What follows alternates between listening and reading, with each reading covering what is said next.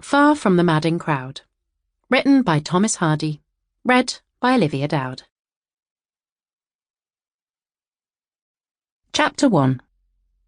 Description of Farmer Oak. An incident.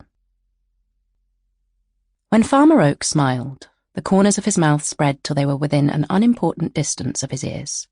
His eyes were reduced to chinks, and diverging wrinkles appeared round them, extending upon his countenance like the rays in a rudimentary sketch of the rising sun. His Christian name was Gabriel, and on working days he was a young man of sound judgment, easy motions, proper dress, and general good character. On Sundays he was a man of misty views, rather given to postponing, and hampered by his best clothes and umbrella. Upon the whole, one who felt himself to occupy morally that vast middle space of Laodicean neutrality which lay between the communion people of the parish and the drunken section.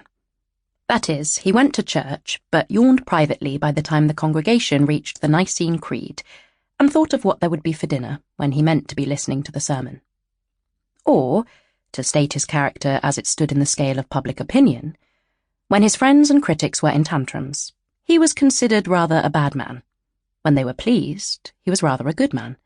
When they were neither, he was a man whose moral colour was a kind of pepper and salt mixture. Since he lived 6 times as many working days as Sundays, Oak's appearance in his old clothes was most peculiarly his own. The mental picture formed by his neighbours in imagining him being always dressed in that way.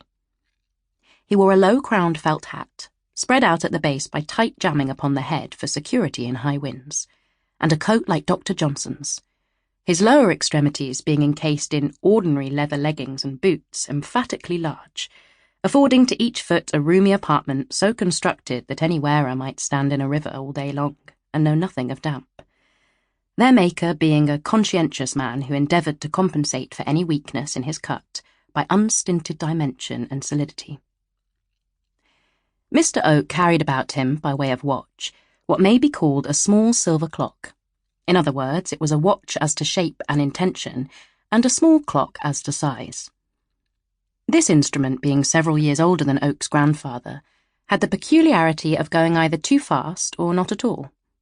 The smaller of its hands, too, occasionally slipped round on the pivot, and thus, though the minutes were told with precision, nobody could be quite certain of the hour they belonged to. The stopping peculiarity of his watch Oak remedied by thumps and shakes, and he escaped any evil consequences from the other 2 defects by constant comparisons with and observations of the sun and stars.